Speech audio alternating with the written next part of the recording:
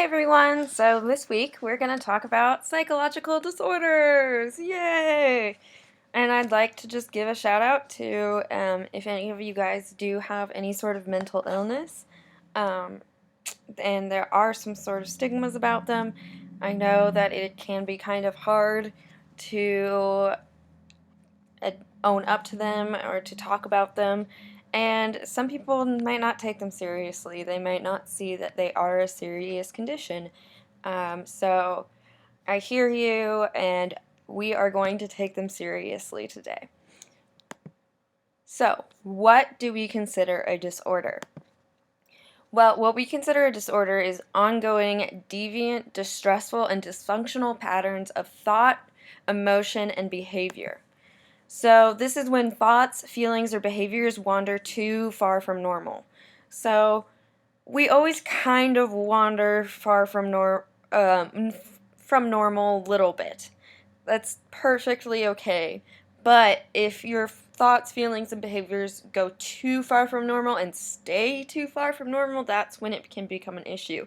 And that specifically because it'll disrupt your daily functioning in life.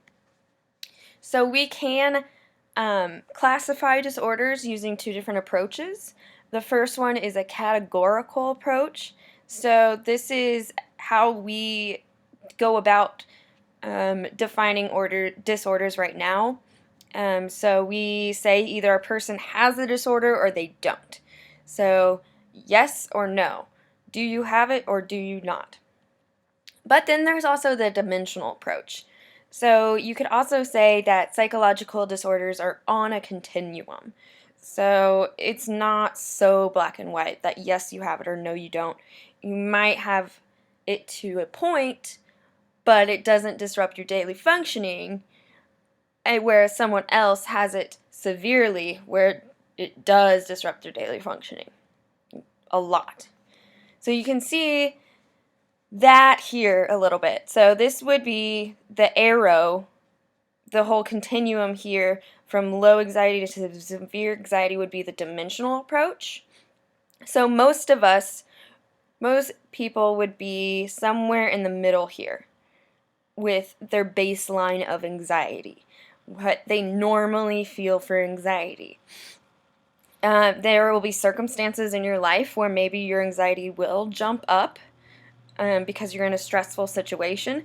That's normal, that's okay, but how you are normally is usually somewhere in the middle.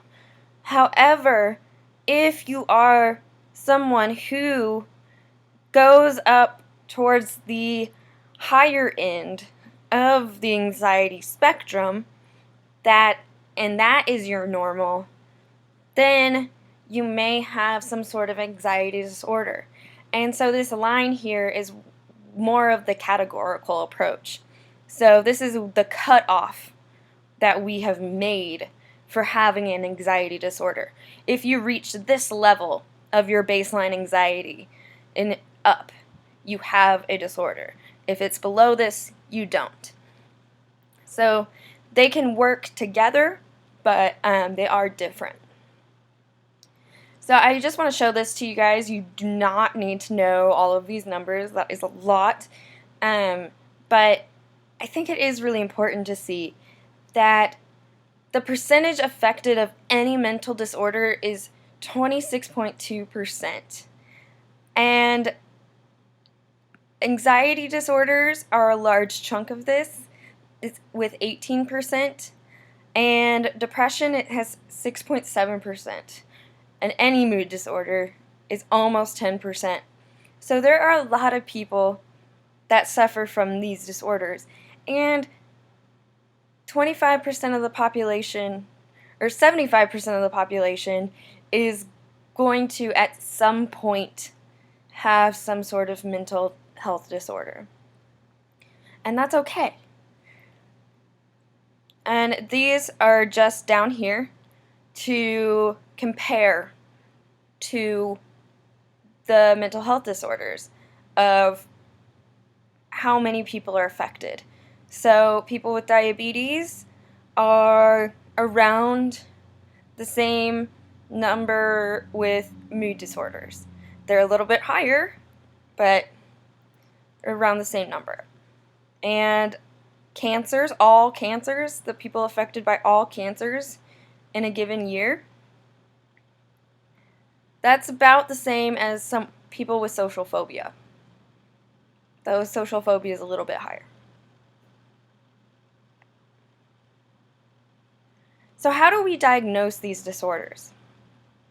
Well, we use what's called the Diagnostic and Statistical Manual of Mental Disorders, and we call it the DSM for short. And this is a very, very important book. It's updated every few years. There's not a certain cutoff point of when we update it. It's just whenever we feel like we need to update certain disorders because they have been outdated, or we no longer consider them disorders, or there is a new disorder that we need to add. So we are currently on the 5th edition of the DSM. And this is used to identify and diagnose mental disorders.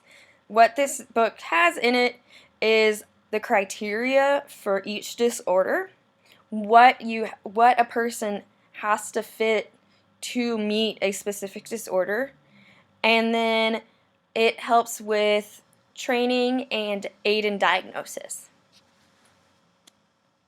So what are the pros and cons of this? So the advantages of defining these disorders is that it can provide comfort to people knowing what they have, what's going on with them.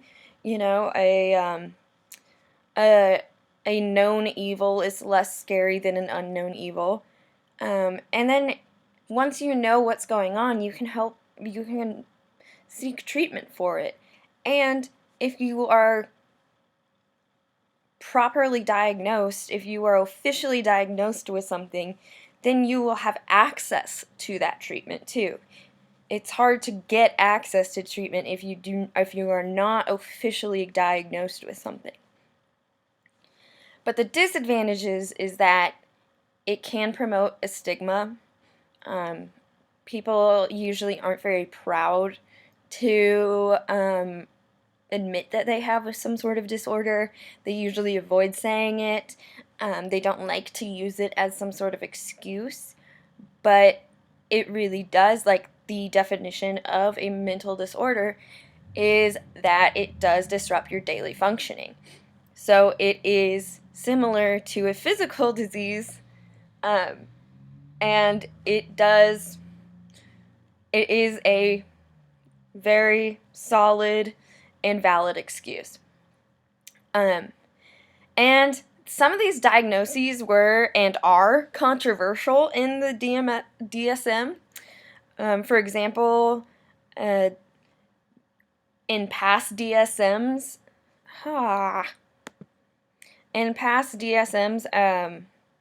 we have had homosexuality as a disorder. We have had, and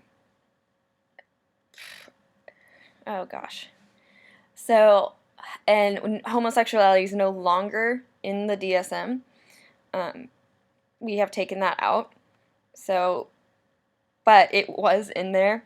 But now we think, no, that's not a disorder anymore. And the problem with the DSM too is that it can use hard cutoffs. So you have to meet 5 symptoms versus 6 or something like that. So what if you only have 4 symptoms, but you need to have 5 to technically have the disorder? That's really iffy. So you don't need to know all of this criteria. This is just an example of what the DSM looks like. So this is the diagnostic criteria for post-traumatic stress disorder. So it starts with A. So the person has to be exposed to a traumatic event in which both of the following are present. So the person was experienced, witnessed, or was confronted with an event or events that involved actual or threatened death or serious injury, or a threat to the physical integrity of self or others, and the person's response involved intense fear, helplessness, or horror. So then, that's just the first criteria. Then you have B. So in this section, the traumatic event must be persistently re-experienced in at least one of the following ways. And there are 5 possible following ways that it can be re-experienced. And then C, there must be some sort of persistent avoidance of stimuli associated with the trauma by 3 or more of the following ways, and there's 7 possible. And then there's D, there needs to be some sort of increased arousal after the trauma that wasn't present before the trauma. And at least 2 of the following need to be present. So you have to meet all A, B, C, and D. And E, you have to have it more than a month. And then you also have to meet F.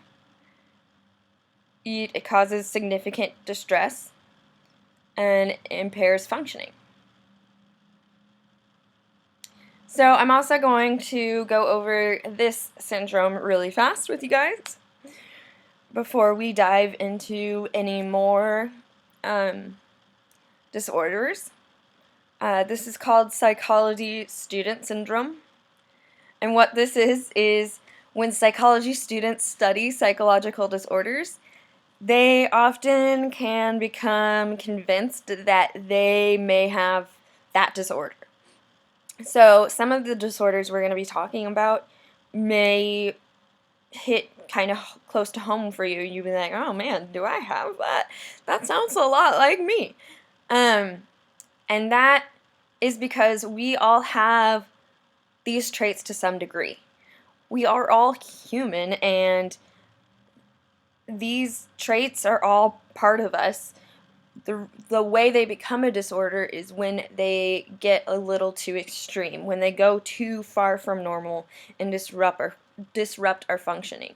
So the key here is if it's a disorder, if it disrupts your daily functioning. So we can go back to this. So if we have this spectrum of anxiety, maybe you are a little higher on your baseline anxiety. Maybe you're not perfectly in the middle here, but maybe you're here, right?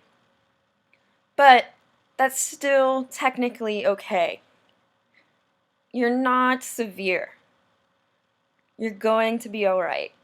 But you can identify with some of the feelings you get with anxiety disorders.